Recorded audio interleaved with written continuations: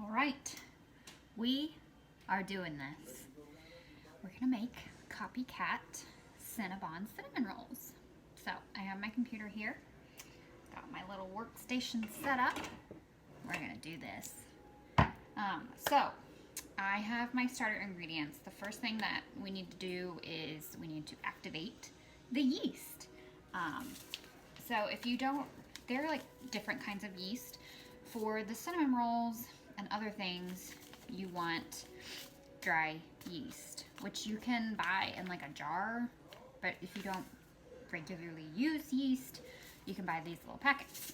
So that's what I have. So it says we need a cup of warm milk and the package of dry yeast.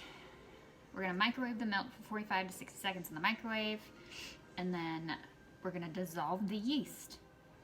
And we wanna let it bubble and react.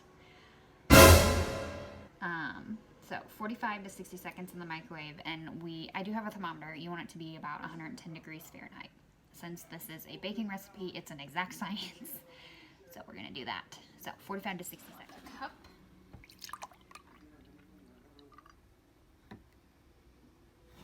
Cup.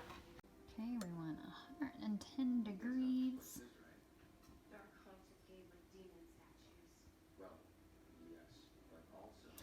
We're not quite there yet, so I'm gonna warm it a little bit more. Alright, we're at 109. So I'm going to put this milk in a large bowl and then add the yeast. We're gonna activate it. Alright, added the yeast. Just gotta let it bubble and react. Okay, if you've never done anything with yeast, it doesn't react like a science experiment.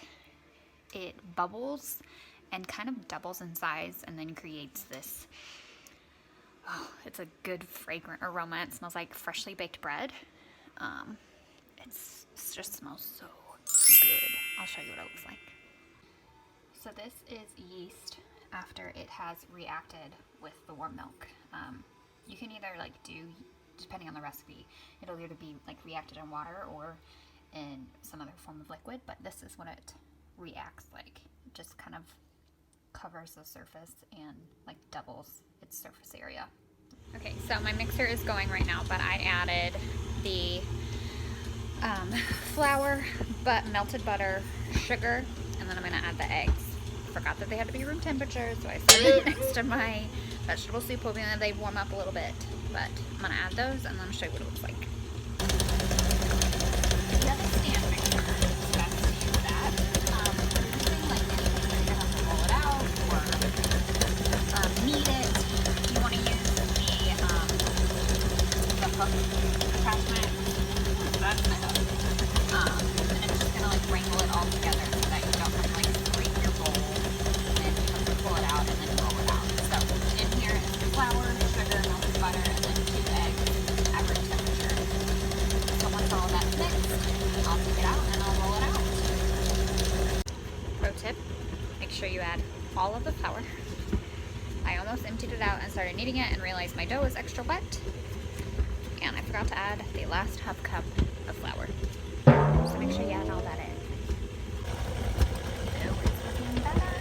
I am going to turn off my mixer and then gather flour on my countertop and start to roll it out.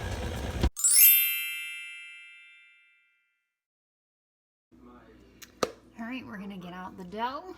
We're going to roll it out on this floured surface.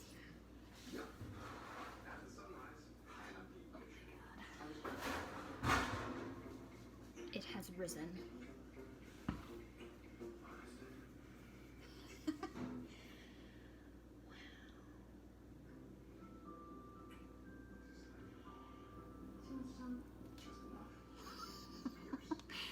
Wow. Oh, that has risen. Definitely has risen. Okay. Okay.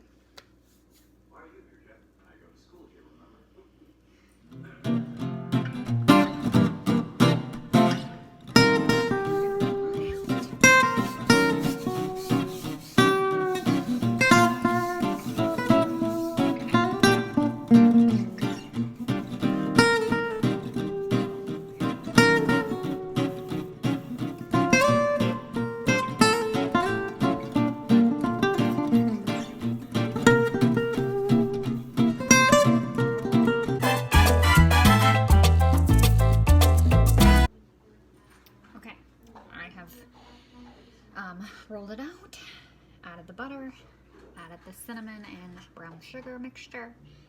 So now it's time to roll.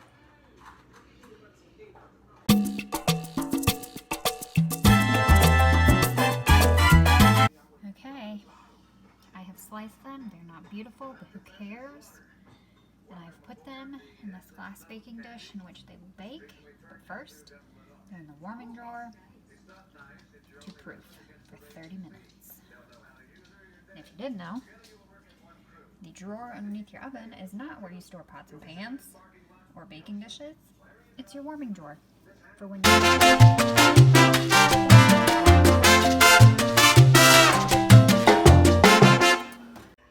Okay, I made the cream cheese icing. Oh my god. It took an 8-ounce thing of cream cheese, usually just like a regular tub, 1 stick of butter, or 8 tablespoons, 3 cups powdered sugar. Tip, if you don't have enough powdered sugar, you can make it if you have granulated sugar and cornstarch. For every cup of sugar that you use, you need a tablespoon of cornstarch. And you need to pulse that in a high-powered blender. If you have a food processor, that's okay, but it's better if you mix it in a blender so that it blends well and gets fluffy.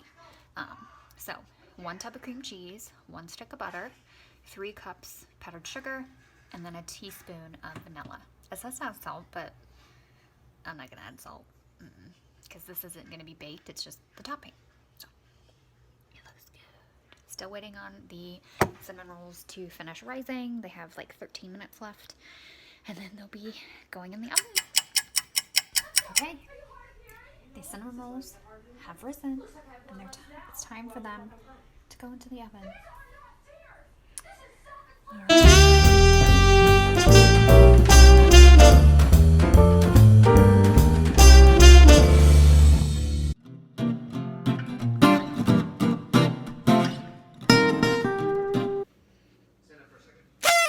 We did it. We made them. It's beautiful. Now I'm gonna ice.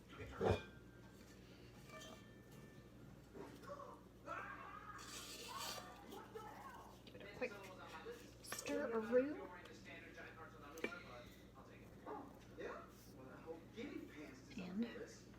And we're gonna glaze them.